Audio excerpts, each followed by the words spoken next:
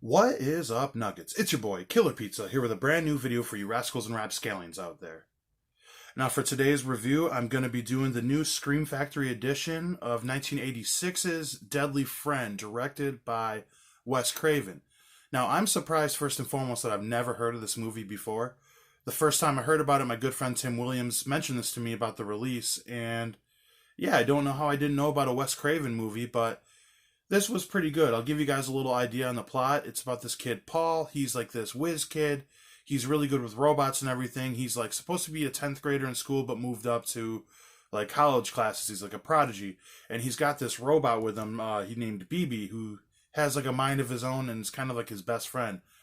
But he ends up meeting two new friends. I can't remember the name of his best friend he meets. I want to say Mark. I'm probably wrong. And then the girl next door, who he ends up having a crush on.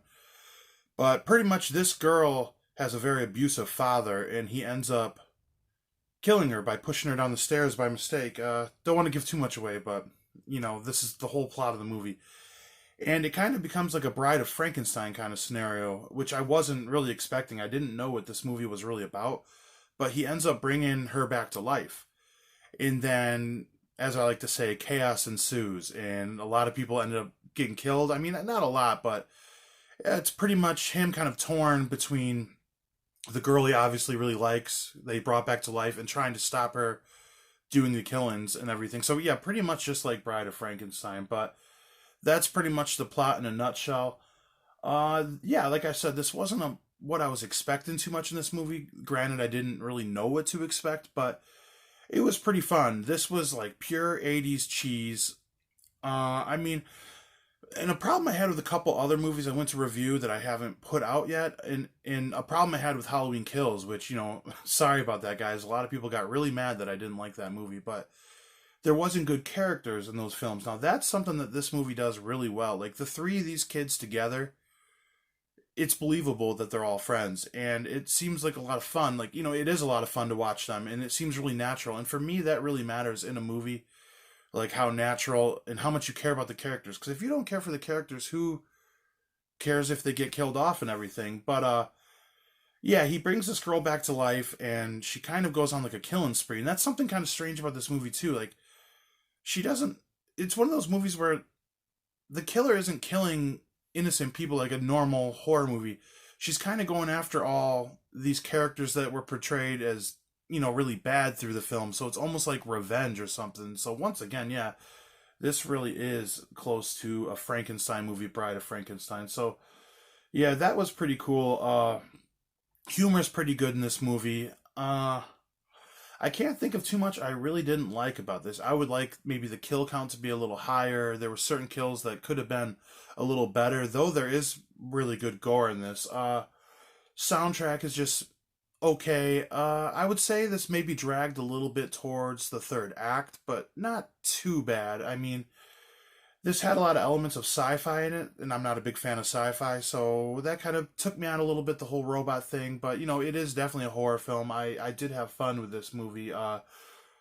This movie alone is worth it to pick up for the scene where I'm going to give this part away because this will make you want to watch it even more. At one point, they have the old woman from the Goonies in here, and she plays just this really mean old lady.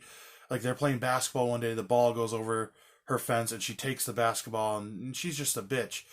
And when this girl comes back and kills her, this is one of the coolest, like, death scenes I've seen in a while. She's so unrealistic, but she takes the basketball and just whips it right at her and hits her right in the head, and her whole head just explodes, headshot, and, that's the good shit. That's what it's all about from the 80s horror movies. But yeah, this was just in general a pretty fun movie.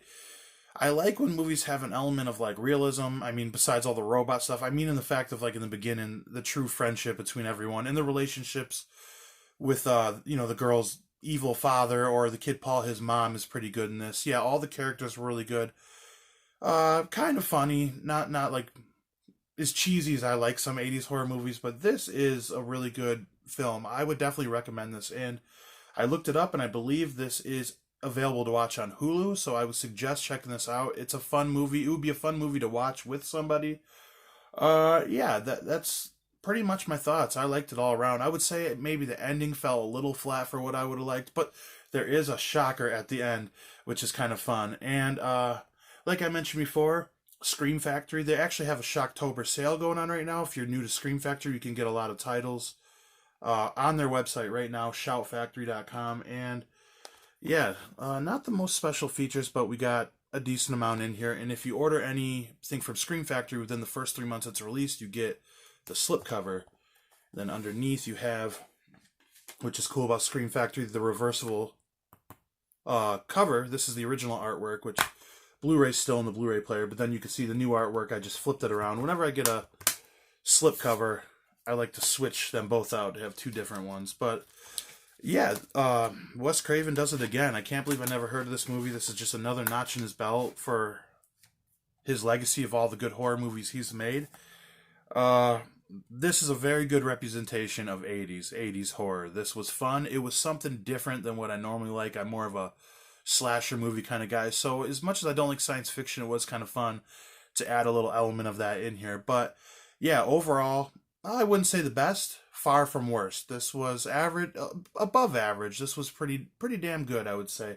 So I definitely recommend picking this up.